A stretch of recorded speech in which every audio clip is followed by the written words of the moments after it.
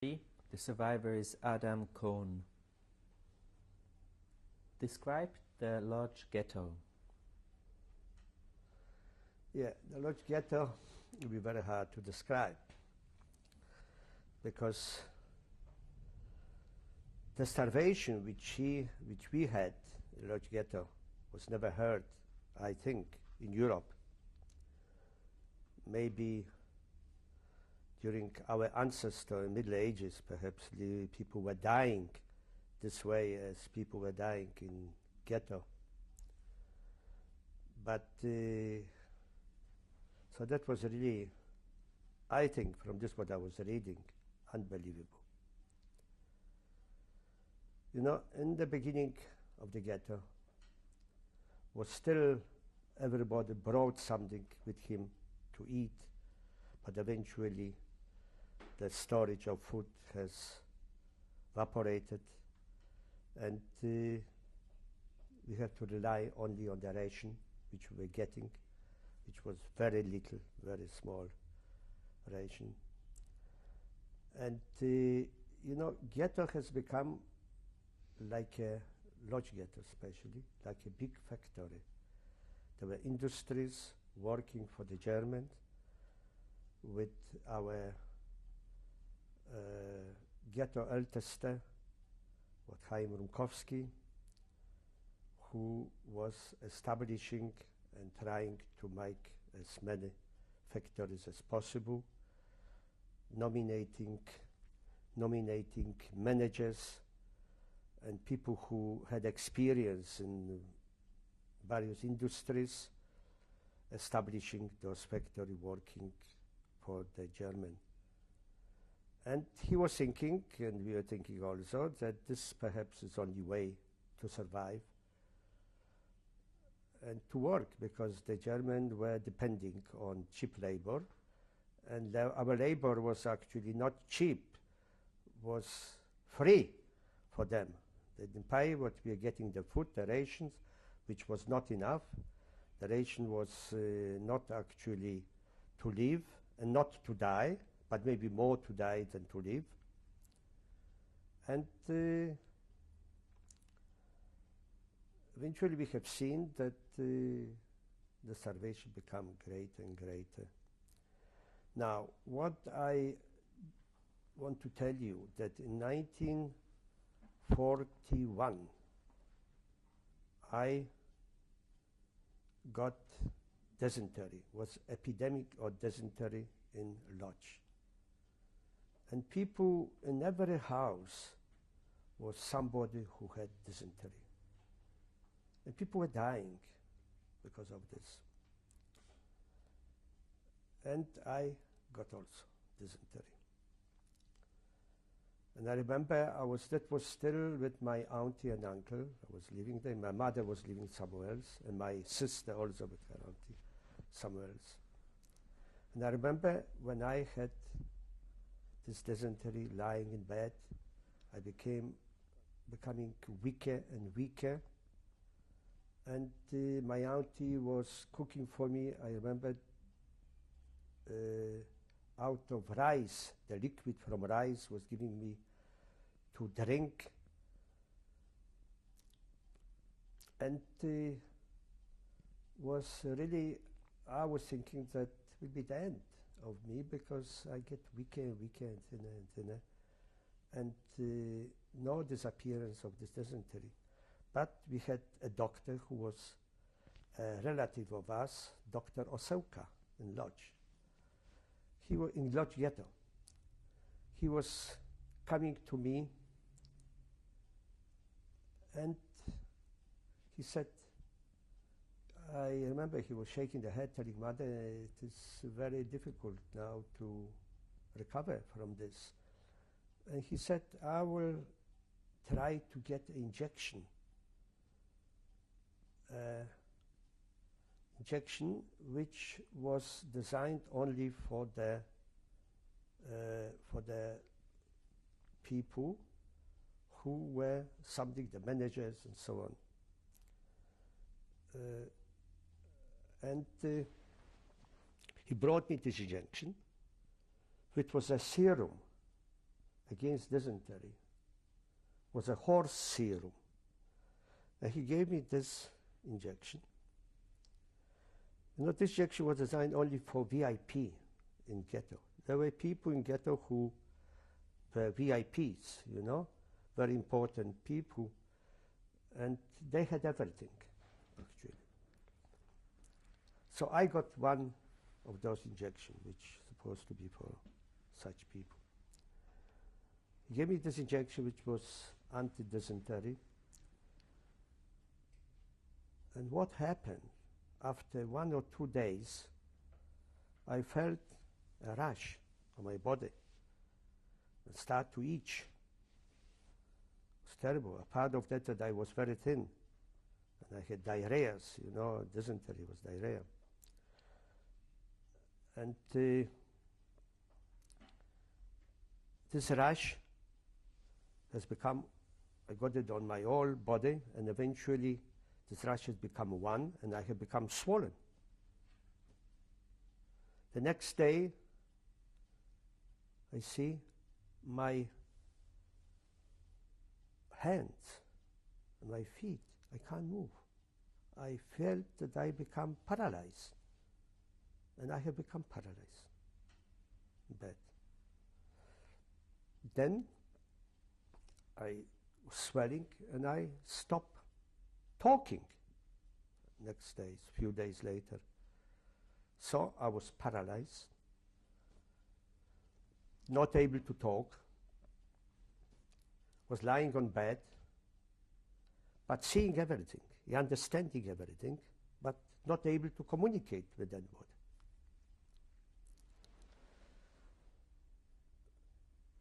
So the doctor was coming, and I heard my auntie, my mother was also coming, everybody from the whole family. They were thinking that I am dying. The doctor said, he was shaking his head, he said, now I can't do anything anymore to him. I gave him the injection. But the injection he's supposed to give me before, because I went already to the crisis. He gave me the injection too late. That's why I have become paralyzed. And I have seen, actually, because my brain was working. I could understand everything, but I couldn't talk, and I couldn't move, I couldn't write. I was paralyzed. And one day, that was maybe a week later, I have seen they putting big candles on, lighting the candles, and people are coming with their shawls, praying shawls, and starting to pray.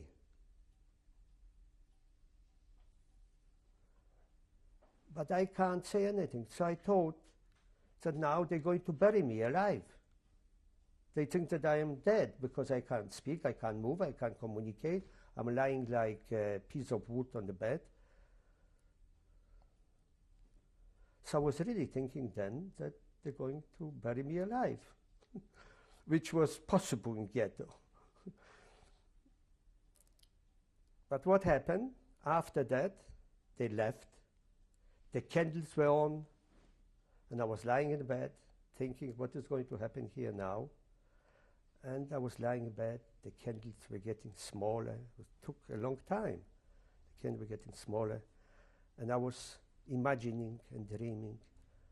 Probably the candles will go down completely. I'll be out already too. Maybe the whiting of the candle will go down. I remember that. But they didn't bury me, of course, because I'm sitting here. And eventually, took another week, I started to move. I started to move, and also, a few days later, I started to talk. And they were feeding me with rice, only with rice, which was not much, because I need more protein and things like this. And I remember very well. They asked me to get out from bed, because I was recovering. I couldn't walk. They were teaching me how to walk. And they were teaching me every day. They were holding me to teach me how to walk. But what happened? We had a chicken. And this chicken, actually, I brought it. I brought this chicken. I don't remember how I got this chicken. It was small. And I was feeding her. Eventually, the chicken was growing, getting bigger. And I was sleeping in this room on a couch in the corner. And I have taken the chicken. She was sleeping in the corner also with me together, where my head was. And suddenly, the chicken started to lay eggs. Lay eggs over there. So we put a little bit straw that you could lay eggs. And every day she lay an egg. Every time she laid an egg, I was lying in bed, because I was lying on the couch now, not in bed. On a little sofa, actually. It was a couch, little sofa, which was joined to the corner of the room, and the kitchen and the chicken behind me. Every time she laid an egg, she started to cuckoo and jump on my head. Every day. The chickens repeated, you know, but exactly on time. Exactly in the morning, I knew that there's an egg. So she was laying an egg for me every day. And this chicken saved my life by laying an egg every day, giving me the protein and so on. So eventually I recovered from this, thanks to the chicken. And when the chicken died, they told me to say prayers for dead people. To pray because the chicken saved my life. This is a story which it's a true story, which happened to me in ghetto. The chicken saved my life. So that was actually 1941, in the beginning of ghetto, and I recovered somehow. 90% of people who had dysentery died in ghetto. So I was, I don't know, the lucky one who survived. How did your two brothers die? In ghetto. My younger brother died also in 1941, at the end of 41. He died from starvation, being in my mother. He was only 12 years old. He died from starvation. He couldn't stand anymore. But the second brother, with whom I was working in the factory, was Kashuba factory, textile factory. That was before the war a big textile Jewish factory owned by Jews. Kashub, his name was, which was producing actually textile from beginning to the end. They were producing yarn, was spinning, then from spinning they were having weaving and knitting and so on. They were producing ready materials. So this factory was working for Germans also. We were producing material for uniforms and so on. And I was working in this factory together with my brother.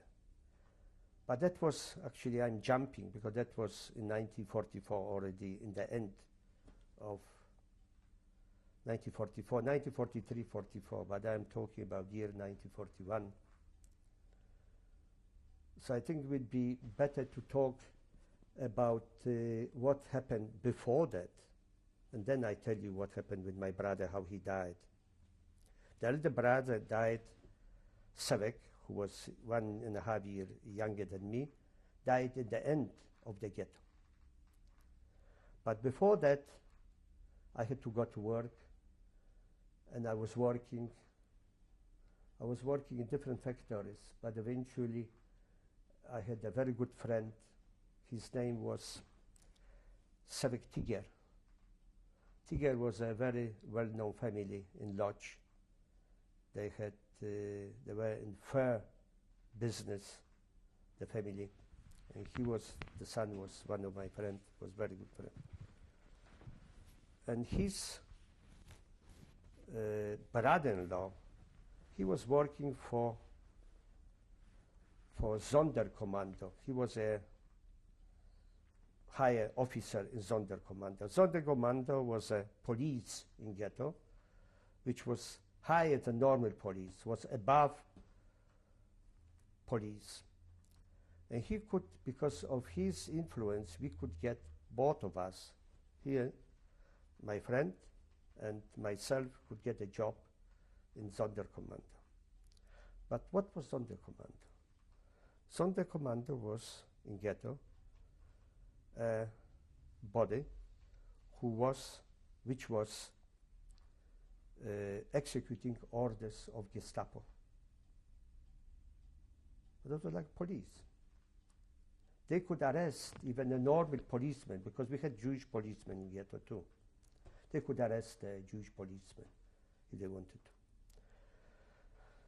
So to execute orders of Gestapo, we didn't want. Even my uncle told me, you never go to Sonderkommando, because those are very bad people who have to execute orders of Gestapo. And I'm not allowing you to do that. Even my mother was telling me this. And the same was happening to my friend, Savik Tiger. His mother was also telling the same thing. In spite of that her son-in-law was the higher officer in Sonderkommando. You know? But not everybody in Sonderkommando was bad. So we didn't take this job because they could get, and we could get, being in Sonderkommando, we could get everything. We get food, you get good accommodation, you get food, you get everything what you wish to, actually. They were very well off. As long as you had good food, you were very well off. So we didn't do that. But instead of joining Sonderkommando, we prefer to do a hard physical work. And I remember that was winter. We have taken a work in a furniture factory, which was run by our relative. His name was Bernhard Freund. See, I remember even the names. He was the manager of this furniture factory. And we were carrying on slides, harnessed. I was harnessed on one side, my friend was harnessed on the other side, carrying the slides, but it was winter time, timber and wood, actually not timber, wood, special planks to the factory, because they were producing furniture. And also we were carrying, I remember, furniture which was taken from Jewish houses in Lodz itself to ghetto, and they were renovating it, and they're for Germans.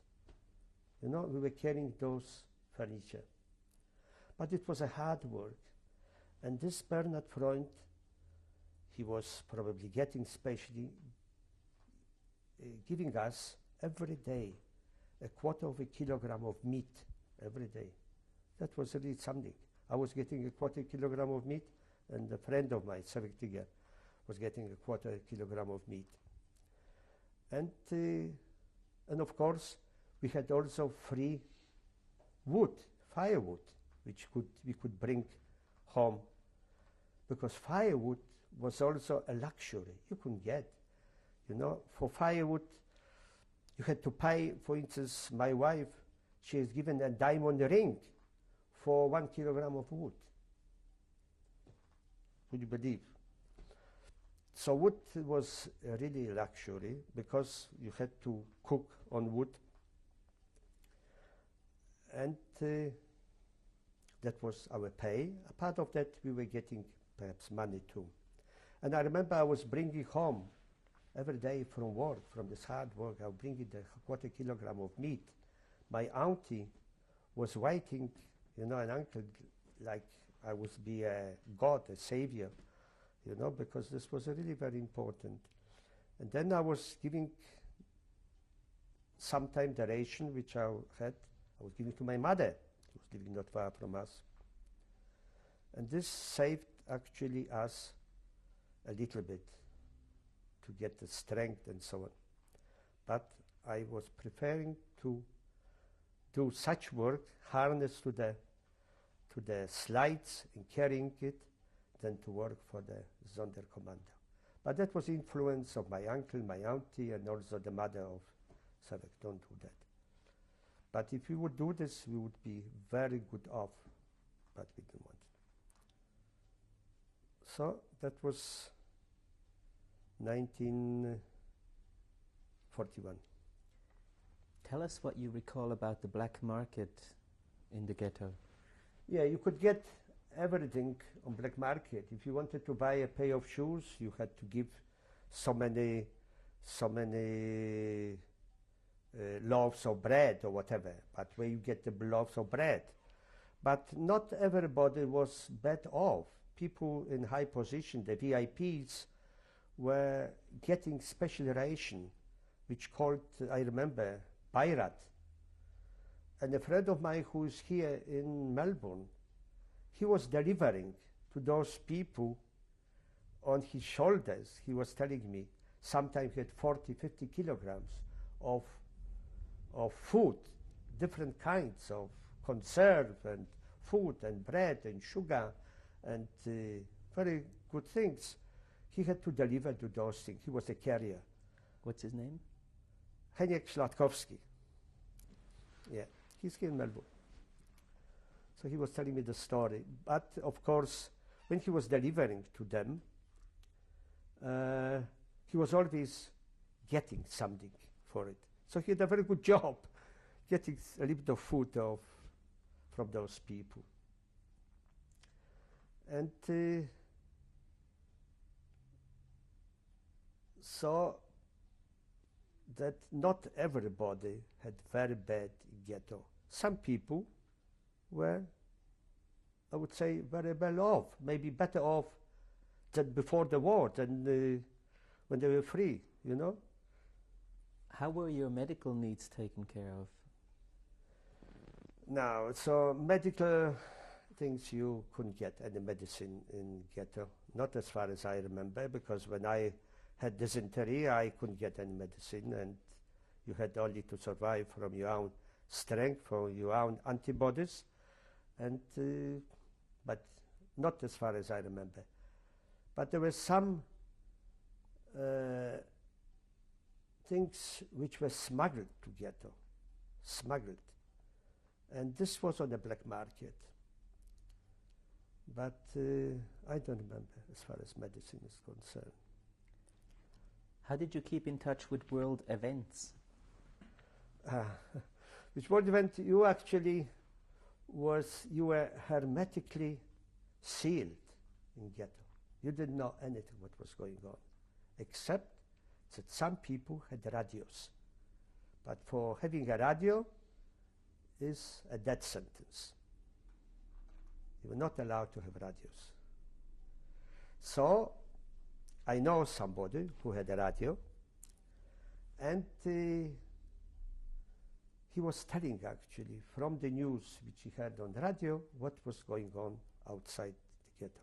But ghetto was completely sealed. You didn't know anything what was going on. What station was he listening to? Yes, he was listening to German station, but mostly, of course, German station he didn't believe because it was great propaganda. So I remember he was listening to English radio. He was telling me that he was listening from England. And that's all, because half of the Europe was occupied by German. So it was only England what he was listening. What was the name of this person with the radio? I don't remember. It was one guy who was also in Melbourne. His name, he was telling me that he had a radio, but I wasn't in contact with him. His name was Bono Wiener. He died about 2 years ago in Melbourne here. What do you recall about religious and cultural activities? Yeah, there were cultural activities in ghetto, but very sporadic. And it was a theater in ghetto, I remember, were very gifted people, and they were performing, they were creating a little theater to make their life a little bit happier, perhaps. But I don't know how many, that was only in the beginning, perhaps. But later, I don't, can't realize that there were, because I didn't have time for this. I didn't have time to go to theaters or to play, because I had a very good friend, I remember, from our school. He was playing harmonica, one of the brilliant harmonica player. And the other one was, eventually he has become a husband of my very good girlfriend, Mieta Grue. And the girlfriend's name was Renia Orzegowska. And he was a brilliant dancer, brilliant singer. I remember going to his show, so he was dressed as a Negro, as a black. He painted his face, but that was all in the beginning. Painted his face. He was dancing on the table, stepping, you know, step dance, performing. And this is what I remember, but not later, not in the end, not 1943, 1944. That was only in the beginning. How many people lived in the ghetto? Yeah, now in the beginning were about, I think about 150,000 people in the beginning. But also people were coming to ghetto from Czechoslovakia, from other European countries, mostly Czechoslovakia, and also German Jews, they were sending to ghetto. But those people couldn't survive. I remember one guy, he came with beautiful suitcases that sent him to ghetto, beautiful suitcases. And he asked, I remember he was a friend of my uncle, and he asked where he can get here a small chicken, because he has to have chicken for dinner. You know, it was impossible. They were so naive. But those people died in ghetto very quick, very quick. We have to stop to change the tape.